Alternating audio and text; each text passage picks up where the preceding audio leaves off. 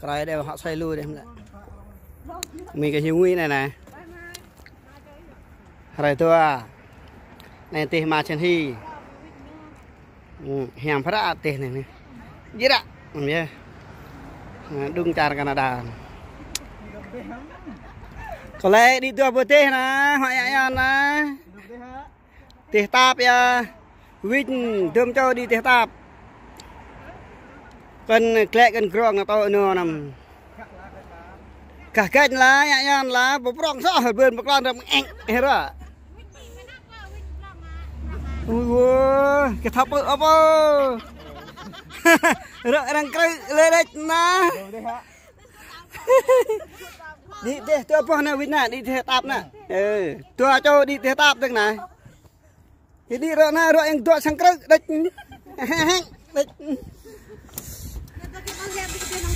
Đây. Quên lót vào đây. Cái lót nó có vào đây cái nhà mà nó.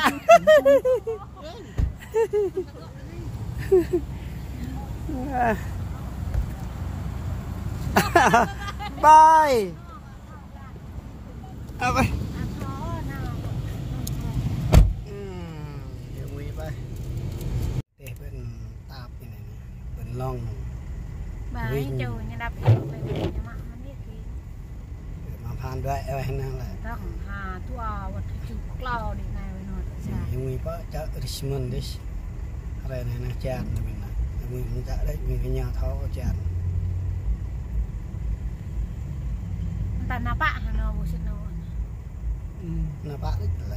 Em chắc em xịt nó.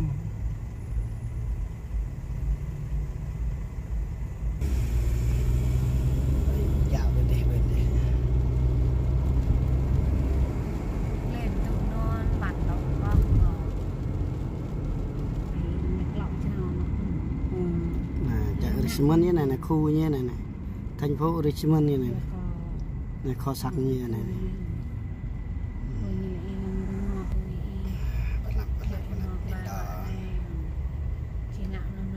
Đây có ra mi Richmond năng là sang lò cái program này, rất Richmond như này, thành phố Richmond.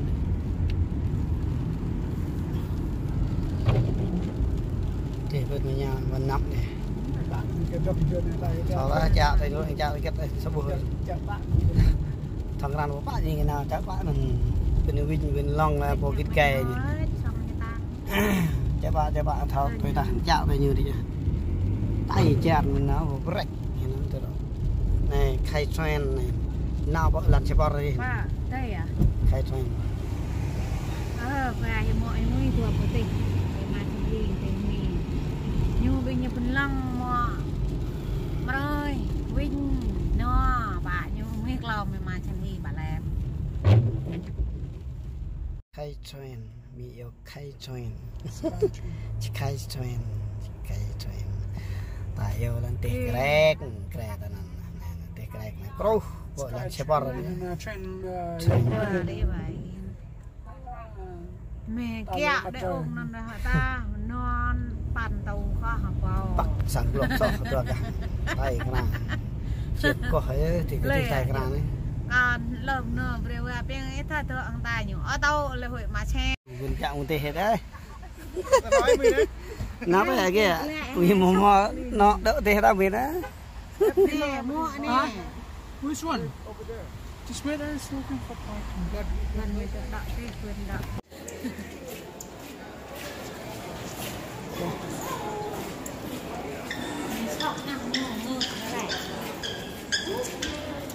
ô cặp một cỡ và đàm nữa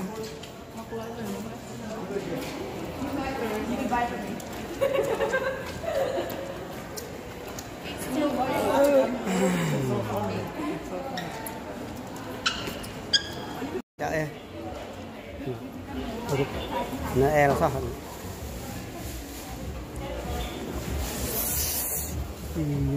hiểu đi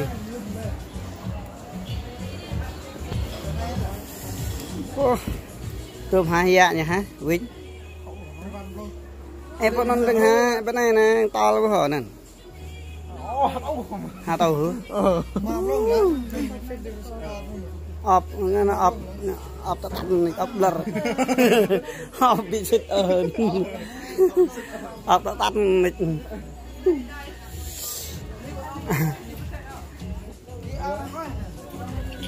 đám mây này nè vậy đã coi đây mình muốn bằng chợ đây là nhầm phứ à năng dạ như này nhầm đi cục rất việc nặng này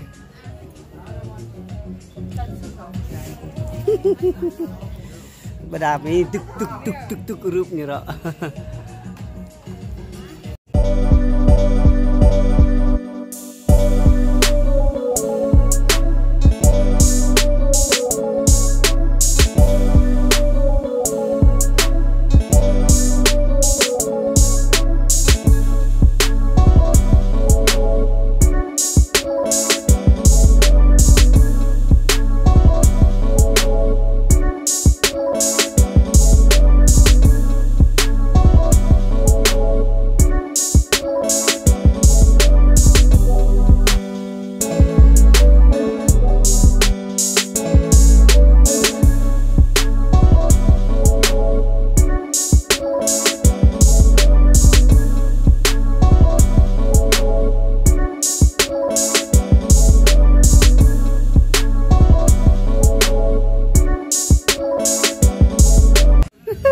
Bơ cái bự là cạc như này mò dơ bảo grab đấy đang ngon luôn cái xì tập độ đúng là bằng lon cứ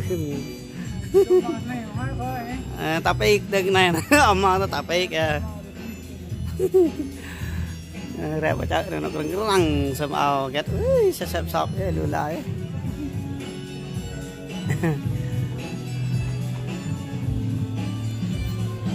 chợ này chợ Richmond này nè, đây chợ này nè, ở đã coi này đã mới, đã coi này nè, đứng ở đã coi này nhảm, vậy, năng lượng rút này đó, phục nhảm được đã coi muốn luộc, ngon hóc cọ đừng là,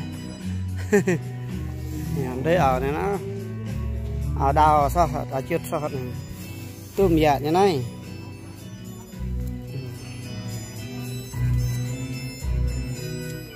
Sao tao tua đâu dạ nha khá dạ nha vịnh rồi xôm ao hàng vịnh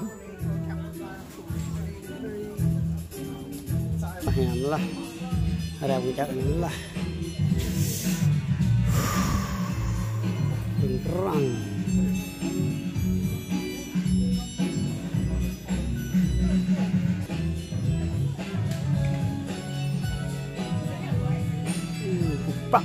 họ quay đang chợ này nè bằng sầm ao đang lấy chăng rep lê vậy chợ này lúa đây sầm ao nè cắt cãi này slip này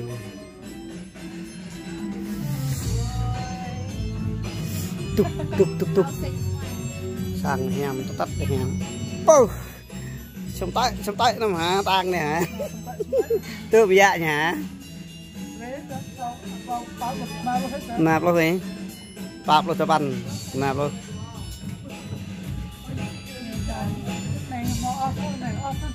hả up 50 up man bộ 50 là up thì là up này up man thì cái trăm nó e là lại up là mày quái dấp chắc chắn này play cái hả mình khắp ở này rồi cái kêu ấy chỉ ao người làm cho con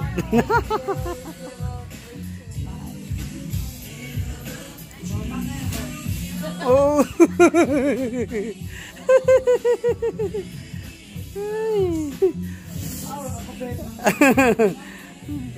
sao nó đập mình ấy răng ca sớm đơm lên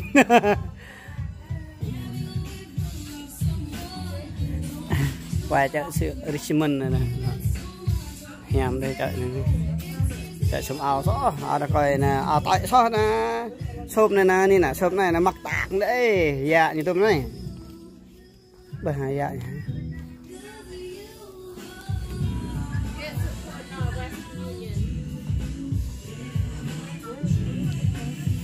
tôm hả Vinh hả mặc về bố dạ như vậy bố nua như đấy hay là như ngạ đó từ đó sống tầm tầm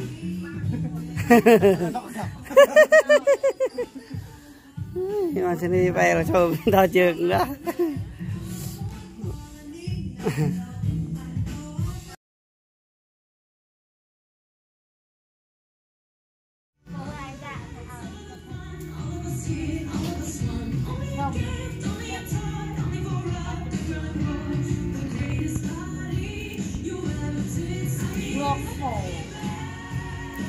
hem glong cái hả tự nó hem hả chẳng cái tận hắn đó hỏi mình đấy sau cái như này medium hả ép small hả còn L này em medium hoặc medium là L chậm men chậm năng mơ năng chậm nhang mình kêu như con này nhẹ nhẹ này kêu rồi